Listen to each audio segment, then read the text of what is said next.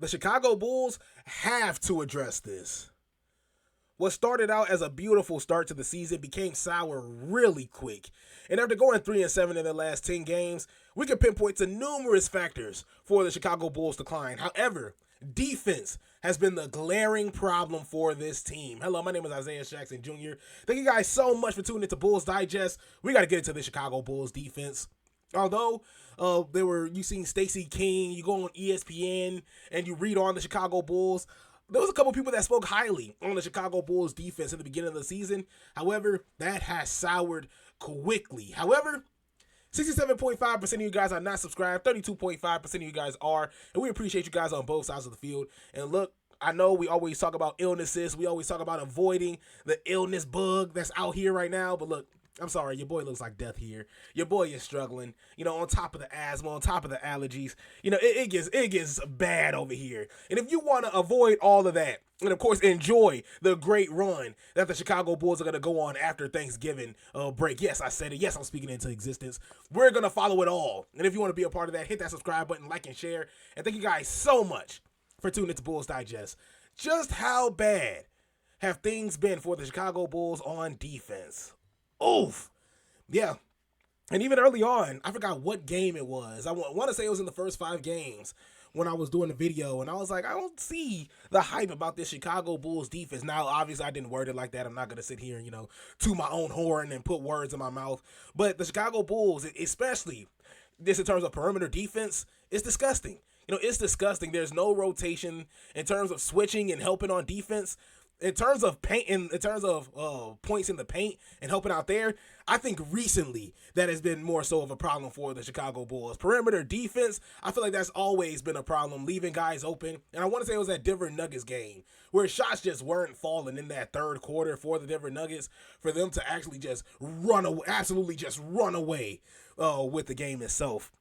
And so the Chicago Bulls, and that was actually a talking point. Now that I can actually remember what I was talking about, I said that that's going to work for teams. Like if you don't lock in on defense and you're having these 13-point leads going into the half, 13-point leads going into the third quarter, you got to lock in on defense because playing teams like the Denver Nuggets, playing teams like the Golden State Warriors with some veteran experience, the Cleveland Cavaliers who are young but still have a whole lot of talent, Milwaukee Bucks with some veteran experience, they're not gonna go for that, So I remember saying that vividly. Like you gotta lock in on defense because when worst comes to worst, and you get to that third and fourth quarter, you're gonna lose those leads. You can only do so much at offense, and of course your offense gets stagnant, especially going in that fourth quarter, and then you're screwed. And then there's absolutely nothing you can do if you're the Chicago Bulls. You had the lead and you lose it, and then you lose the game because you don't want to lock in on defense. And so just diving into it right now. Watching the Chicago Bulls play defense has made me believe in ghosts. When the ball ends up in the opponent's hands, I know the Bulls are standing on the other side. But then why are players running straight through them? How can the entire lineup disappear at a moment's notice? It has to be paranormal. So even moving on here, front office leader and head coach Billy Donovan knew this would be a problem going into the 2025-26 campaign. It's why they all talked about it in the lead up to training camp. Was a newfound emphasis on physicality. It's also why they seemingly opted for another player-for-player swap, moving Lonzo Ball for the more durable defensive-minded Isaac Okoro. And even then, on the defensive side, I believe he's averaging, 0.4 steals, 0.7 blocks. Like, not a whole lot going on for Isaac Okoro. And even then, he's still there. You still see him putting the effort on defense. That's one person I'm not going to necessarily clown too hard on in Isaac Okoro because you do see him hustling. You do see him trying to get into the passing lanes, trying to deny the basketball. And I do got to give that up for Isaac Okoro. Isaac Okoro, and I want to say Montes Buzelis and Josh Giddey as well when he needs be. Those are pretty much the defensive muscle in the starting lineup for the Chicago Bulls because you're not going to get it from a Kobe White. Ayo Dosunmu, you'll get it here night and day for the time being. You're definitely not going to get it from Nikola Vucevic. And so, yeah, I want to say in terms, Josh Giddey, of course, when he has the active hands, when he is being active on the defensive side, Josh Giddey can be a problem. Of course, Montes Buzelis, you get to the paint, and of course, he will meet you at the rim. He is not scared at all whatsoever. So Montes Buzelis is a whole lot of fun. And Isaac Okoro is just active with his feet. He knows how to move around. He follows the basketball, and that's one thing I do love to see with Isaac Okoro. But nevertheless, Legitimately solving the root of the problem goes far beyond adding a single player or spewing some encouraging words, and they are learning that the hard way over this recent stretch. Chicago Bulls defensive woes. Let's just jump right into it. The Chicago Bulls defense is a problem, and no, not in the cool way. Of course, when they turned heads around the league with their 5-0 start, the team's defensive rating sat 6th highest in the league at 110.3, which is what we talked about here. In the beginning, we heard Stacey King and ESPN speak highly about the Chicago Bulls defense. And in terms of the perimeter defensive side, I was just like, I don't see it. I just don't see it. And trust me, we're going to get into points in the paint as well. And their defensive presence down low as well. But as quickly as some wanted to buy into what this was doing on both ends, the wins and small sample size masked what was really going on. More specifically, the Bulls were benefiting immensely from some ice-cold shooting by their opponents. Teams were converting a league-low 30.1% over the Bulls' first 5 games. So in saying that, to be frank, the teams are just warming up. It was the beginning of the season. Teams are still trying to get their footing, together. They're still trying to get themselves together. And, of course, they got off to a slow start. I don't want to believe that. I still want to believe that Chicago Bulls were playing some really, really good defense. But, however, I do think that Denver Nuggets game was really glaring. Some wide open shots being took, some wide open shots just absolutely missed. And so, just moving on as well, if the number ever started to increase, and it is destined to, the Bulls were going to find themselves in some serious trouble. Why? Well, as teams brick shots from downtown, they had zero problem converting at the rim. Even with this 5-0 start, the Bulls allowed the single most points in the paint per game. I think it's safe to say that not necessarily a stat you see associated with an above-average defense. The same can be said about their first forced turnovers. Jeez. Once again, despite their winning ways, the Chicago Bulls defense was forced a mere 11 turnovers a night. This ranks dead last in the NBA by nearly a full turnover. To be sure, forcing mistakes isn't the only way to be high-quality defense, but it sure doesn't hurt. As we talked about, the active hands, being patient, denying the basketball, and doing it without fouling. Making sure you're not in foul trouble. And we've seen that before with Montes Buzelis. We've seen that with Jalen Smith as well. Isaac Okoro as well dealt with some foul trouble too. And so just having active hands and also just staying preserved. And the Chicago Bulls just haven't been overly aggressive in terms of trying to commit and enforce these turnovers. They're letting the play develop and they're trying to get the rebound off the rim. The only problem is they're not boxing out either. So when they're not boxing out, of course, you're seeing the offensive rebounds on the other side, and they're converting them as well. So the Chicago Bulls, of course, getting beat by offensive rebounds, getting beat by second chance points, and just not being aggressive enough as well on top of that. So just even moving on as well, things have been particularly rancid in their last 10 games where they have crashed back down to reality with a 3-7 record and a 25th ranked defensive rating, 120.9 as well. During this stretch, they have allowed 130 points per game, which is behind only the Utah Jazz for the most points in the NBA. Their fouling has also gotten completely out of hand. So of course, as we just talked about here, the teams are taking 28.4 trips to the free throw line a night. Indiana Pacers and Wizards are the only team to allow more, and they have a combined 1 win over these last 10 games. Just absolutely miserable. And so just staying conserved, the Chicago Bulls, even though I said they're not, being overly aggressive, on top of that, they're not being conservative. These aren't the smartest of fouls, of course, that we're seeing here in more ways than one.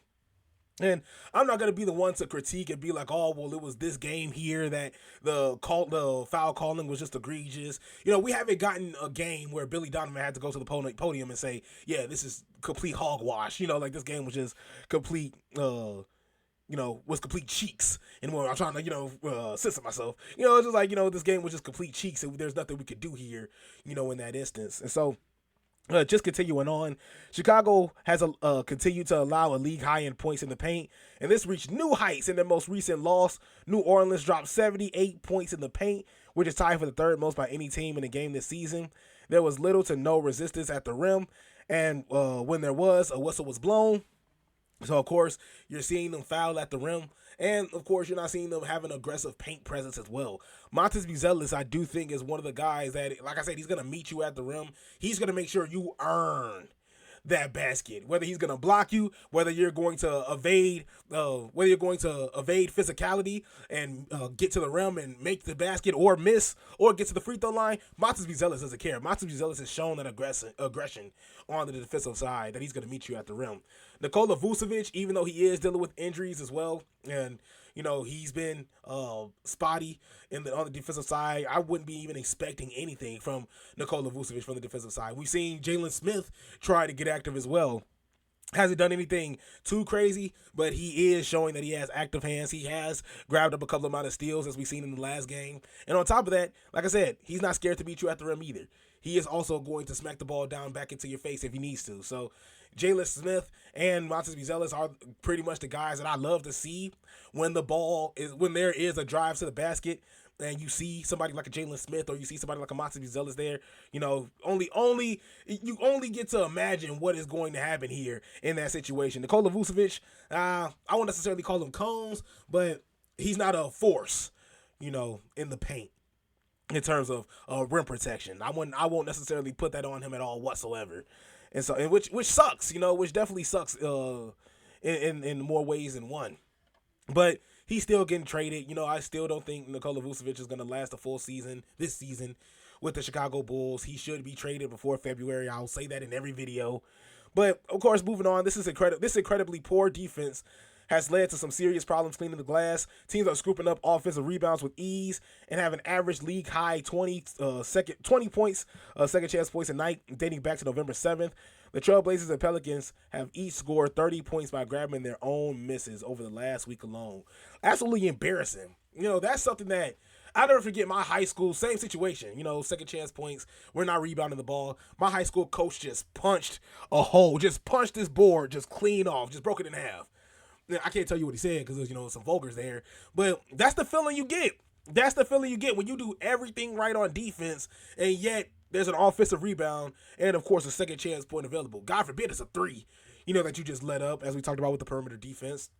Nice little rebound, a kick out. That's what we saw mainly in the Cleveland Cavaliers game late in the fourth. And so that is definitely going to be the way you lose games in this instance. And, I'm stating the obvious here, but we're seeing it, We're seeing it with our very eyes here with the Chicago Bulls. And so, of course, moving on here as well. So, where the heck do they go from here? Well, getting healthy will be a start. The team has watched players like Isaac Okoro, Dallin Terry, and Kevin Huerter hit the injury report in recent days. They've also had Zach Collins on the sideline ever since the season tipped off. With that said, this still isn't a group that has many above-average defenders to throw on the court.